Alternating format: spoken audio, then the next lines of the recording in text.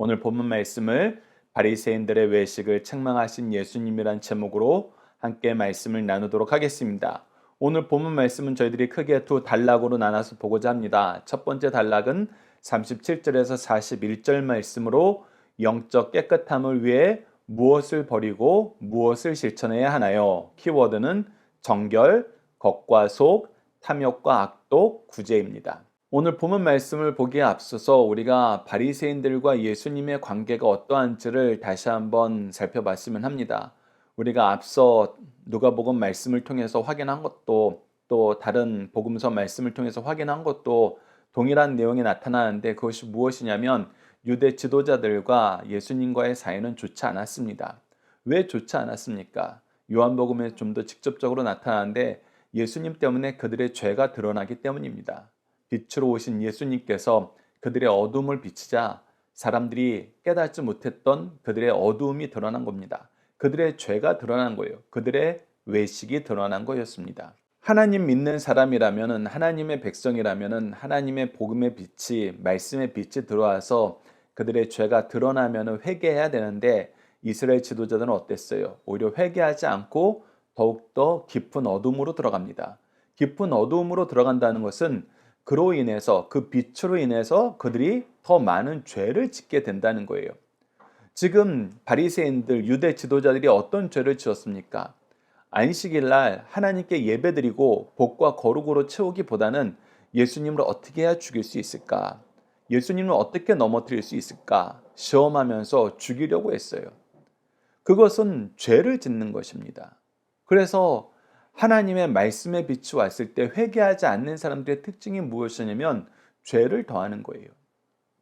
일반적으로 그러면 계속 자기를 잡으려고 하고 공격하려는 사람을 직면하게 되면은 그 자를 피하거나 그들을 상종하지 않는 것이 일반적이죠. 근데 예수님께서는 그런 사람들의 초청에 또 응하십니다. 그들과 함께 식탁을 나누는 거예요. 그렇지만 그들이 원하는 건 뭐예요? 예수님을 섬기고 모시는 것이 아니에요. 예수님을 책잡으려고 하셨어요. 그럼에도 불구하고 예수님이 또 가십니다.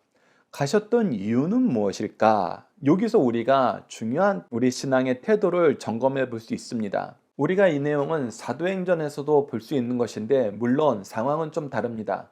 사도 바울이 세상 주권자 앞에 나갈 때 세상 주권자들이 그를 심판하려고 불렀습니다. 재판정으로 불렀어요.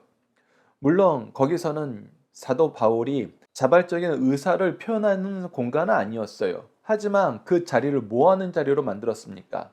자기를 모함하고 자기의 죄를 만들려는 악한 자들의 그 고발 속에서도 사도 바울은 무엇하는 자리를 만들었냐면 바로 하나님의 복음을, 예수 그리스도의 복음을 선포하는 자리로 바꿨어요.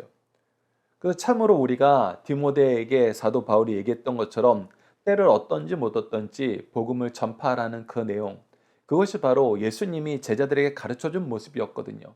천국 복음을 선포하시고 하나님 말씀 가르치시고 모든 약한 거 악한 거 고치시는 게 예수님이 항상 하시던 일이잖아요.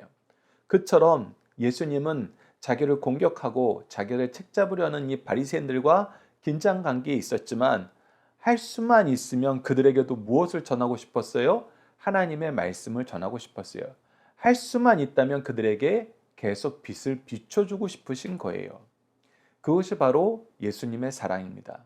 그것이 바로 우리가 이 세상을 살면서 지켜야 될 예수 그리스도의 복음의 전도의 방법이라는 것입니다. 이 부분도 우리가 염두에 두고 오늘 본문 말씀을 상고하도록 하겠습니다. 37절입니다. 예수께서 말씀하실 때 한 바리새인이 자기와 함께 점심 잡수기를 청함으로 들어가 앉았더니 초대에 있었습니다. 초대에 응했어요. 근데 그때 또 바리새인들은 무엇을 하느냐? 잡수시기 전에 손 씻지 아니함을 그 바리새인이 보고 이상히 여기는지라. 이 표현을 통해서 예수님한테 직접적으로 왜 손도 안 씻고 이렇게 음식을 드실 수 있어요? 라고 물어본 것 같지 않아요. 하지만 더 교묘한 방법이 있을 수 있죠. 뒤쪽으로 사람들에게 일부러 예수님은 들릴 수 있게 얘기하는 거예요. 야, 어떻게 선생된 자가 손도 안 씻고 밥을 먹냐? 저렇게 상식이 없고 교양이 없는 사람들이 하나님의 일을 한다고 할 수 있느냐? 랍비라고 불릴 수 있느냐?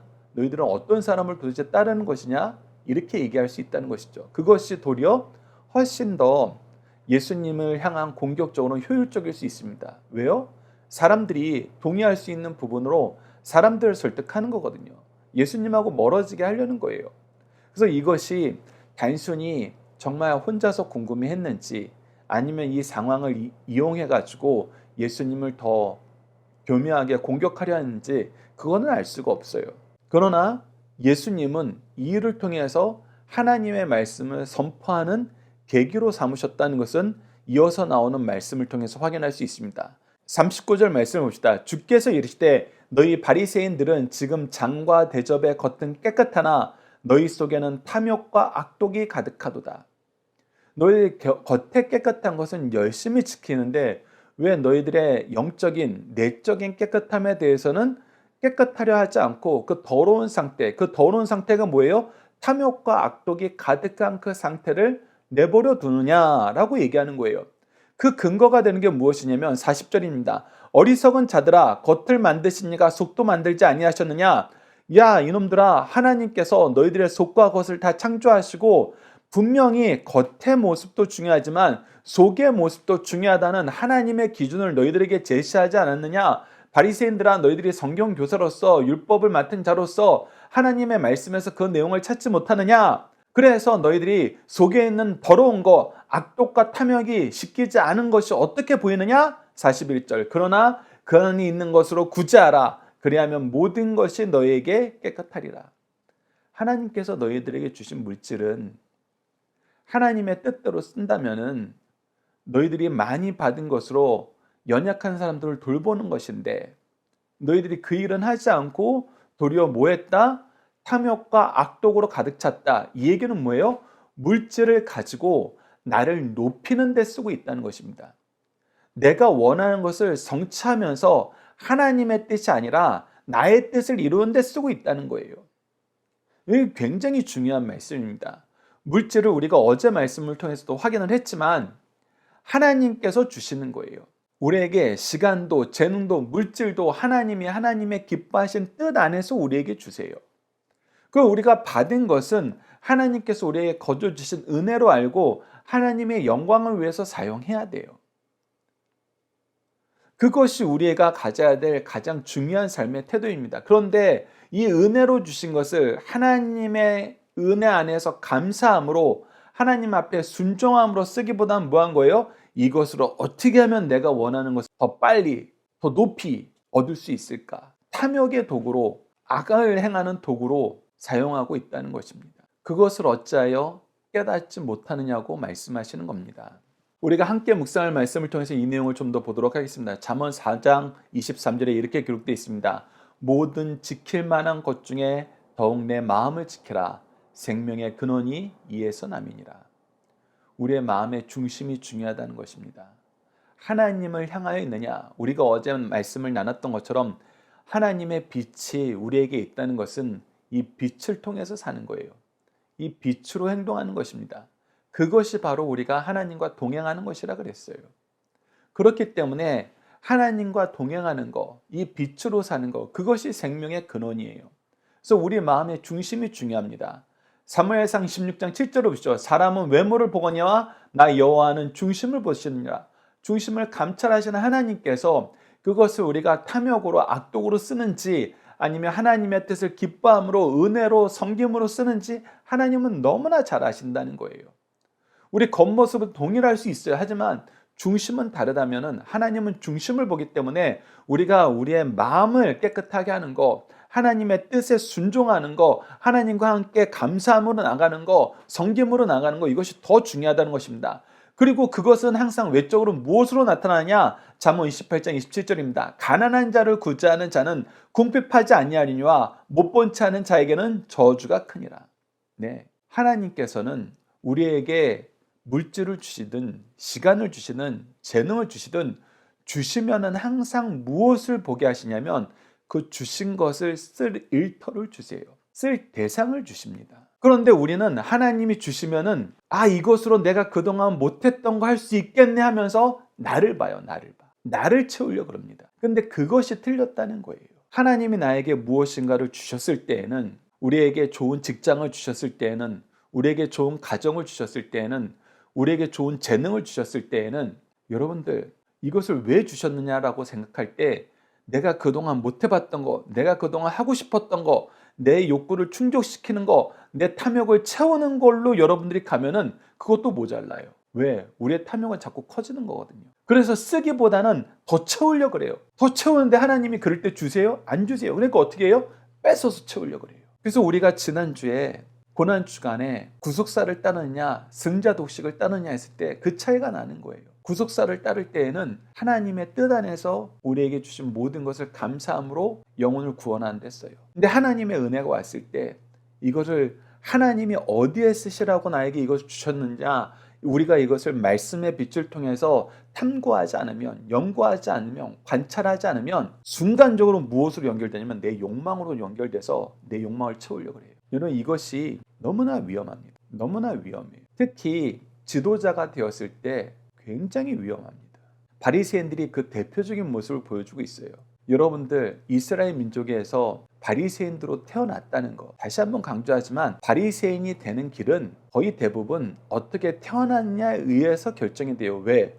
어려서부터 율법 교육을 받아야 되거든요. 내가 잘 갖춰져 있는 집안에서 우리 부모님도 이런 율법 선생, 대제사장 가문 뭐 이런 곳에서 태어나지 않으면 바리새인들이란 특별한 직업을 갖는 것은 굉장히 어려워요. 그렇기 때문에 내가 한 게 아니에요. 내가 한 것이 아니면 우리가 무엇인 줄 알아야 돼요? 하나님의 은혜인 줄 알아야 돼요. 여러분 우리나라도 지금 분단 국가예요. 우리가 북한에서 태어나냐 남한에서 태어나냐 우리가 결정할 수 없어요. 우리가 결정할 수 없는데 우리가 이 자유민주주의 사회에서 신앙생활을 충분히 열심히 풍부하게 할 수 있는 이 대한민국에서 태어났다면 이거 하나님의 은혜인 줄 알아야죠. 하나님의 은혜인 줄 알면은 그 은혜를 어떻게 쓰는 것이 하나님의 뜻에 맞게 쓰는 것인가를 찾아야 돼요. 찾아야 돼요. 근데 못 본 채예요. 그러면 어떻게 된다? 우리 하나님의 저주가 크다. 여러분 이 잠언 28장 27절 말씀 우리가 말씀의 빛으로 바르게 보면은 굉장히 무서운 말씀이고 특히 리더가 되신 분들에게 주는 굉장히 큰 교훈입니다. 여러분 이 내용 기억하시면서 두 번째 단락으로 넘어가 보도록 하겠습니다. 두 번째 단락은 42절에서 44절로 바리새인들은 자기의 의를 위하여 무엇을 열심히 하나요? 하나님의 의를 위해 하는 것은 무엇인가요? 즉 이들이 자기를 위해서는 하는데 남을 위해서는 안 한다는 거예요. 그래서 예수님이 선언하십니다. 42절, 43절, 44절 뭘로 시작해요? 화 있을진저, 화 있을진저, 화 있을진저. 무엇 한다는 거예요? 너희들이 하나님이 주신 은혜를 어떻게 써야 되는지 찾지 않고 너희들을 위해서만 쓰는구나. 너희들의 탐욕과 악을 채우는 데 쓰는구나. 그럴 때는 뭐가 있다? 앞서 잠언 말씀을 통해서 확인했던 것처럼 저주가 있다. 그러니 화 있을진저, 화 있을저, 화 있을진저라고 선언하는 거예요. 자 보십시오. 무엇이 그들에게 잘못된 거예요? 너희 바리새인들이여 너희가 박하와 운양과 모든 채소의 11조는 들이되 공의와 하나님에 대한 사랑은 버리는도다. 자 이것이 무슨 뜻입니까? 내가 헌금 많이 했어. 헌금 많이 하면은 내 자랑이 돼요. 사람들이 나를 인정해요. 내가 높아져요. 그래서 나는 이것을 나의 자랑을 위해서 한다는 거예요. 그런데 정말 하나님의 뜻대로 한다면은 너희들이 이 모든 11조도 지키지만 무엇도 해야 돼요? 공의와 하나님에 대한 사랑도 버리면 안 돼요. 공의와 하나님에 대한 사랑은 뭐예요? 하나님을 사랑하는 그 마음으로 우리가 이웃을 사랑하는 거예요. 하나님이 주신 것을 우리가 이웃을 사랑하는 거예요. 하나님의 의를 실천하는 거예요. 하나님의 축복의 통로가 되는 거예요. 여러분들 하나님께서 세우신 왕이 하나님의 의를 공의를 실천하는 사람이 된다 그러는데 이것은 여러분들이 우리가 재판관이 됐다는 뜻이 아니에요. 그거는 세상의 기준이에요. 물론 재판을 해요. 근데 그 재판을 하면서 무엇을 하느냐? 하나님의 의로운 통치, 하나님의 축복의 통로가 되는 거예요. 여러분 이 간극을 우리가 이해하지 않으면은 계속해서 이 왕의 직분을 우리가 모든 것을 우리 임의대로 할 수 있는 최고 권력자, 승자 독식의 권력자로 잘못 해석하는데 아니에요. 하나님이 세우신 리더는 구속사를 이루는 사람들이에요. 그래서 그들은 하나님의 의로운 통치, 공의로운 통치를 이루는데 그것이 무엇하는 거냐면 내가 하나님의 축복의 통로가 되어서 사람들을 하나님께로 인도하고 하나님의 은혜를 나누게 하는 것이 바로 하나님의 공의를 실천하는 하나님이 세우신 왕의 모습이라는 거예요. 그런데 이거 안 하잖아요. 나만 높아지려고 그러잖아요. 사람들에게 축복의 통로가 되려는 것은 전혀 생각하지 않잖아요. 그래서 예수님이 얘기하는 겁니다. 이것도 행하고 저것도 버리지 말아야 되는 거야. 하나님에 대한 공경과 하나님을 향한 그 사랑 안에서 이웃을 사랑하는 건 너무나 당연한 거라는 거예요. 하나님이 우리에게 주신 은혜를 바로 쓰는 방법이란 거예요. 43절에서 계속 얘기합니다. 화 있을진저 너희 바리새인들이여 너희가 회당에서 높은 자리와 시장에서 문안 받는 것을 기뻐하는도다. 어떻게든 더 높아지려고 그래요. 어떻게든 내가 최고로 높아지려고 그래요. 그래서 은혜로 주신 것을 내가 높아지는 데만 써요. 내가 잘 되는 데만 써요. 나를 자랑하는 데만 써요. 이러면은 하나님의 뜻이 이루어지지 않아요. 하나님이 나에게 주신 은혜가 하나님의 은혜의 역사로 연결되는 것이 아니라 내가 죄를 짓는 저주의 역사로 연결된다는 것. 그렇기 때문에 예수님이 이렇게 강력하게 얘기하시는 겁니다. 44절 보시죠. 화 있을진저 너희여 너희는 평토장한 무덤 같아서 그 위를 받는 사람이 알지 못한다. 결국 그들과 함께 지내는 것은 죽음과 함께 지내는 것, 무덤으로 들어가는 길을 걷는 것과 마찬가지라는 거예요. 너희들만 망하는 것이 아니라 너희들과 함께 어울리는 사람들도 완전히 생각이 오염돼 버린다는 거예요. 하나님이 주신 은혜를 하나님의 의로운 통치로 내가 축복의 통로로 사용해야 되는데 저 리더를 보니까 우리 위에 저 군림하는 저 사람을 보니까 아니야 나도 나를 위해서 써야 되겠어. 그래서 어떻게 써요? 나를 높여줄 수 있는 사람한테 아부하는 데 써요. 뇌물을 바치는 데 써요. 그런데 구제하는 데는 안 써요. 부자들을 접대하는 데는 써요. 하지만 굶주리는 사람들을 위해서는 한 분도 쓰지 않아요. 여러분 이것이 얼마나 위험한 것인지 예수님의 말씀을 통해서 깨달으란 겁니다. 엄청 위험하기 때문에 화 있을진저, 화 있을진저, 화 있을진저 이 반복해서 우리에게 얘기해 주시는 겁니다. 우리가 함께 묵상할 말씀을 보면은 정말 하나님께서 우리에게 이 말씀을 주신 근본 취지가 무엇인지 깨닫게 돼요. 올바른 방향은 무엇이냐? 우리가 함께 묵상할 말씀을 통해서 보도록 하겠습니다. 우선 마태복음 5장 7절 긍휼히 여기는 자는 복이 있나니 그들이 긍휼히 여김을 받을 것이며 하나님이 우리에게 주신 것으로 우리는 연약한 사람들을 채우는 데 쓰는 거예요. 그랬을 때 하나님께서는 우리의 연약함을 더욱더 채워주세요. 그리고 여러분들 어제도 잠깐 언급했지만 하나님이 우리에게 주신 것으로 우리가 어떻게 써야 되느냐 했을 때 신명기 26장 15절에 이것을 굉장히 잘 설명해 놨습니다.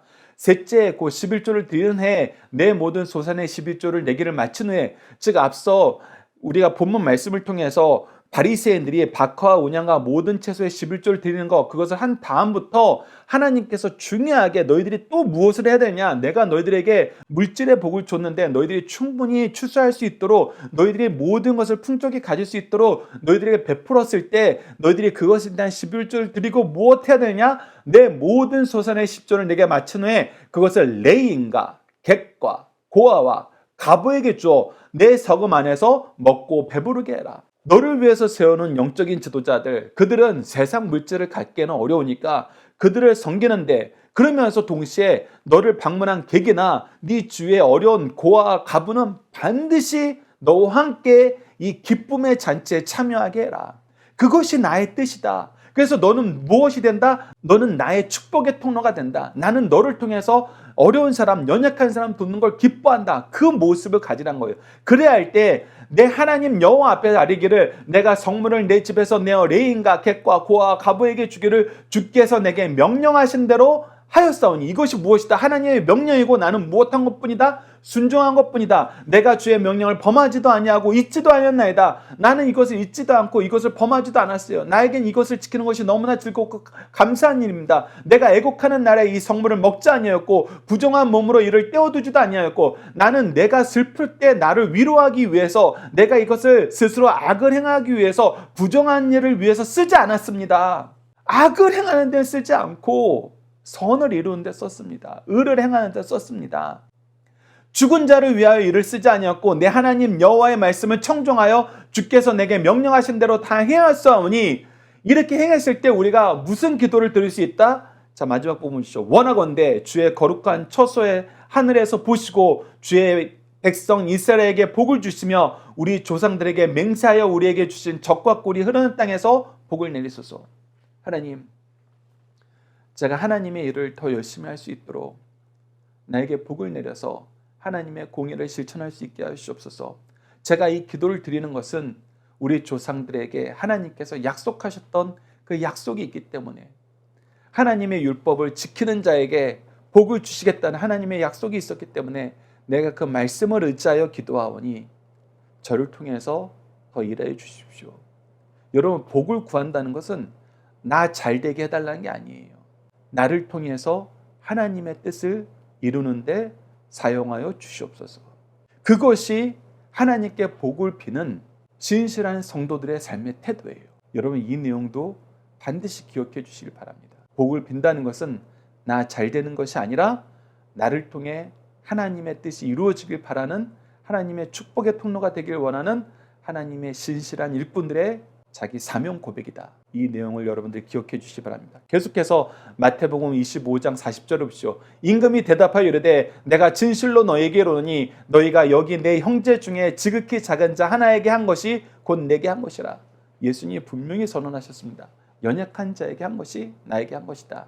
누가복음 18장 9절도 보시죠. 또 자기를 의롭다고 믿고 다른 사람을 멸시하는 자에게 이 비유로 말씀하시되 하나님이 주신 은혜를 감사할 줄 모르고 연약한 사람, 부족한 사람을 비난하는 거예요.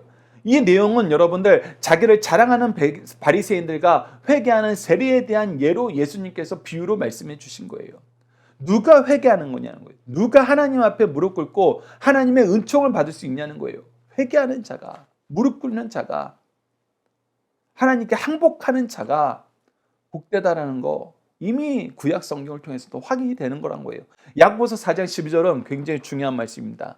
입법자와 재판관은 오직 한 분이시니 능히 구원하기도 하시며 멸하기도 하시느니라. 너는 누구이기에 이웃을 판단하니라. 우리는 입법자도 될 수 없고 재판관도 될 수 없어요.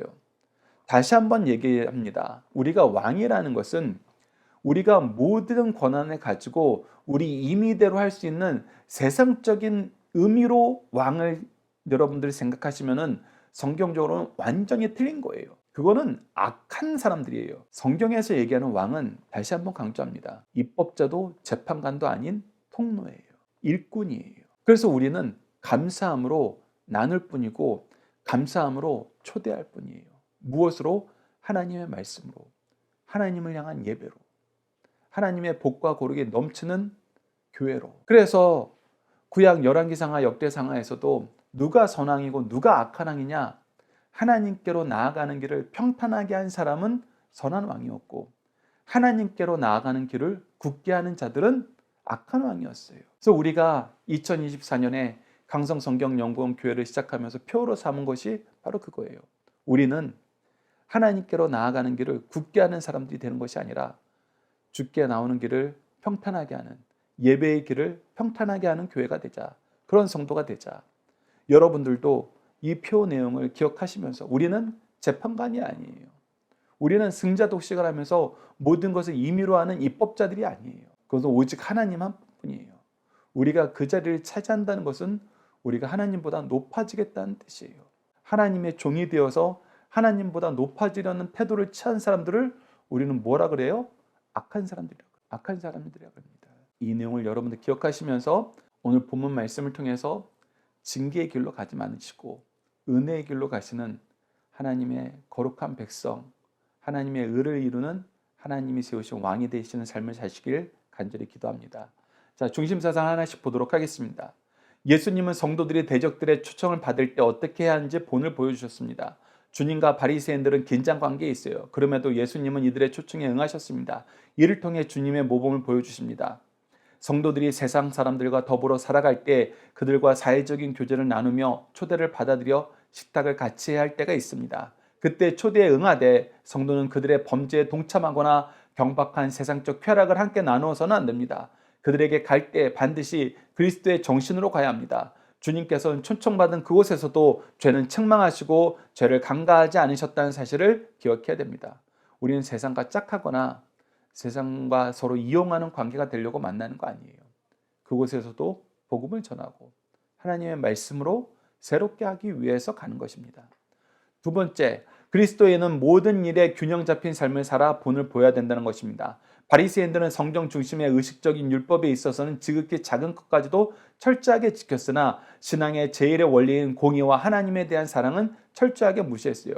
왜 그랬습니까? 자기를 높여 보이는 것, 자기를 잘나 보이게 하는 건 했지만 그 근본 취지는 하나님의 뜻은 무시했다는 거예요. 연약한 자를 돌보는 데는 관심이 없었다는 것입니다. 즉 신앙의 부차적인 문제에 대해서는 지나칠 정도로 열심을 내었으나 중요한 일에 대해서는 이교도들과 다를 바가 없었어요. 불행히도 바리새인들의 행위에는 이러한 특징이 두드러지게 나타나고 있습니다. 그런데 안타까운 것은 이 현상이 한국 교회도 두드러지게 나타나고 있다는 것입니다. 주일 성수, 철야기도, 11조, 전도, 교회 봉사 등 교회 중심의 신앙생활은 2000년 교회사의 그 유래를 찾아볼 수 없을 정도로 모범적이나 하나님 앞에 헌신하는 바른 예배와 사회적 기능은 이방인들보다 더 이기적이어지고 있는 것이 안타까운 현실입니다. 세 번째, 한쪽으로 편향된 신앙의 특징은 거짓과 공허함을 줄 뿐입니다. 이러한 모습을 평토장한 무덤으로 비유합니다. 유대 교사들의 중심에는 부패함과 더러움이 가득 차였지만 미혹받는 청중들은 그것을 전혀 의식할 수 없었어요.